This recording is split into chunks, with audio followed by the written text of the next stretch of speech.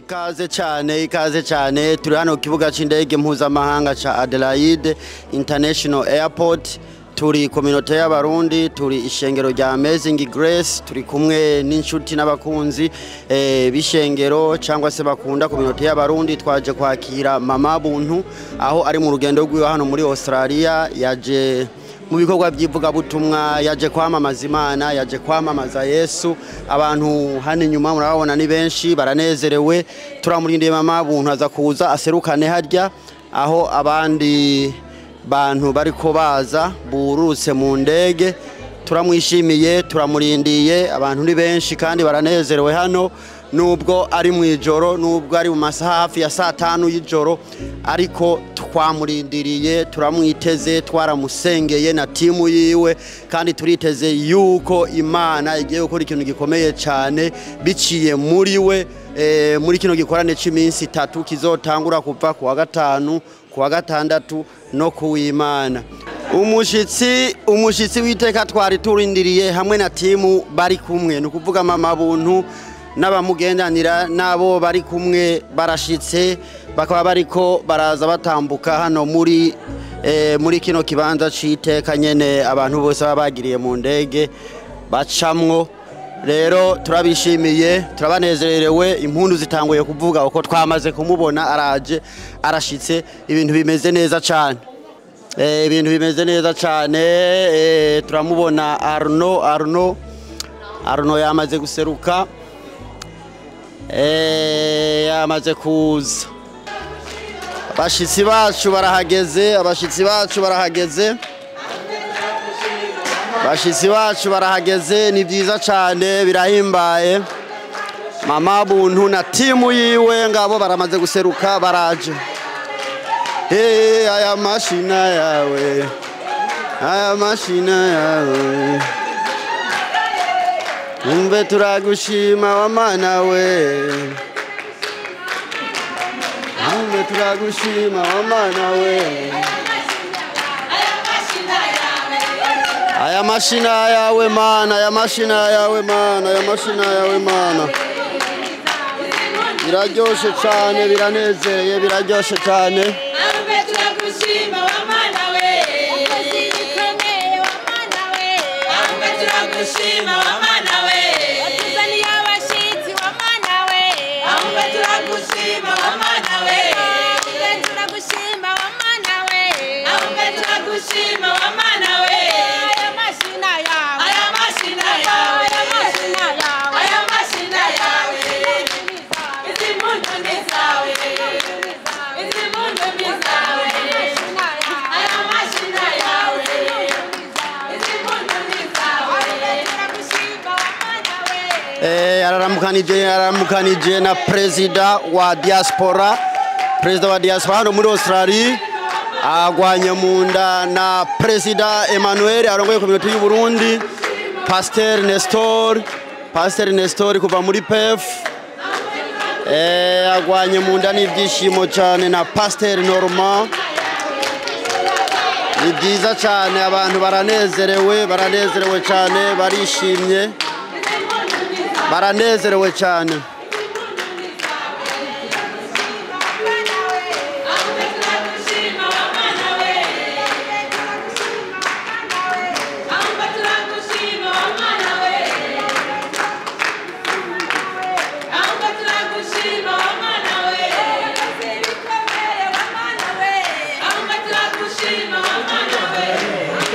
Asante.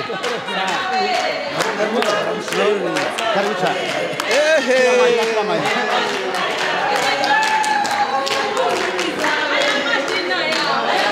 Abarundi turanezerewe, turishimye cyane kuba twakiye umushitsi wacu, kabashitsa amahoro hano iwacu. Biranezereye cyane kandi birahimbaye. Ari kugwana munda n'abarundi, abarundi turishimye, turanezerewe cyane. Impundu ni zawe mana.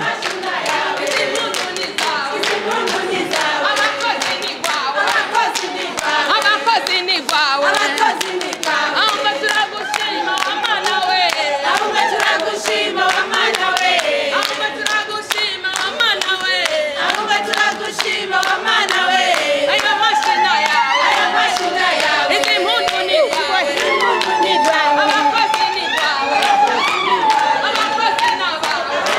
abarundi baranezerewe cyane kwakira mama buntu. Barundi turahimbawe kabisa, turahimbawe, ni byiza.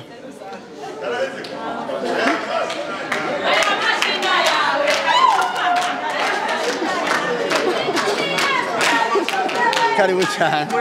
Yego karibu.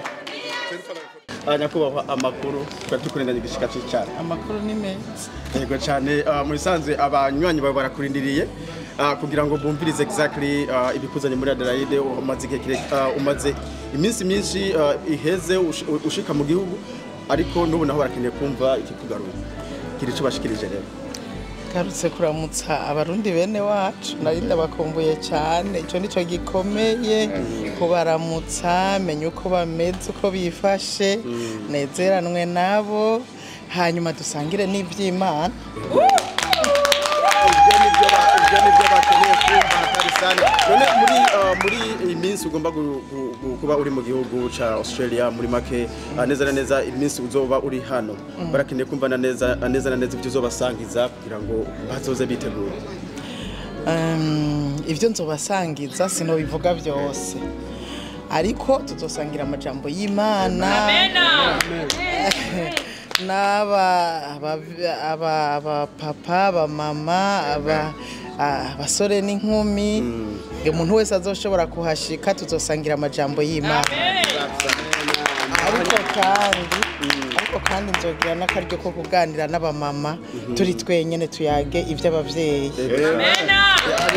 Barumvise yuko jewe mu biganiro mpora mbona hariho ibintu ukora kujanye n'igikorwa ukora cyo gufasha abantu. Neza tumanyireho gato tubwire iki gikorwa ukora bimeze gute, hariho kuvyo utegekanya maybe aba diaspora bo hanze ushaka kubabwiraho maybe bazonagufashamo bimeze gute? Jewe mfasha cyane ndashimikira kutwana tuvutse ari dutoya, utubebe tujya tukivuka, hanyuma abavyeyi abamama babo bagapfa basize utwo tubebe, kubera nyene usanga hari abapapa badashobora kurera utwo tubebe bonyene, bataronka n'amata. Ndabafasha nkatora utwo tubebe, hanyuma nkatugumya gushika ku myaka 5 canke 6 bivanye naho umuvyeyi uwo mupapa aba yasigaye ashobora kuza kumutora. Hariho n'abananirwa ntibashobore kuza kubatora, kubera hariho n'abaca bapfa, abapapa babo bagapfa, abana tugaca tugumana, hanyuma umuntu akarindira ikizovamo. Rero gufata utubebe biragoye cyane, kubera n'utubebe tuba dukeneye, tugwara cyane, tugakenera imiti myinshi, hanyuma tugakenera n'amata, amapampers. Ababebe usanga basaba ibintu byinshi cyane. None ubona aba diaspora baba bagufasha nkuko ubyifuza mu gihugu gukora? Aba diaspora n'abantu beza cyane.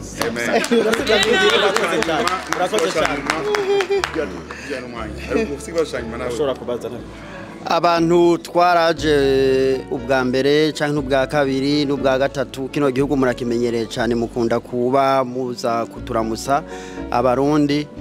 Kuri no ncuro ni giki gishasha mwoba mutuzaniye? Kuri iyi ncuro gishasha ivy'Imana vyamara ibishasha. Yego cyane. Amen. Ivy'Imana vyamara ibishasha, bisigura ngo ibyo tuzosangira bizoba ari bishasha. Imana ishimwe cyane, inshuti bakundwa ho muri hose, muri Adelaide, muri Brisbane n'izindi ntara zose. Nkuko mweze kuyibona, duje kwakira umukozi w'Imana Pastor Denise, arashita amahoro, turashimana. Turabahe kazi mwese, yumva mugashika muzoze mwifatanye hamwe mu kwane kizotangura ku munsi wa gatanu kwa Mungu, kandi bizotunezera. Imana ibahezagire. Amen.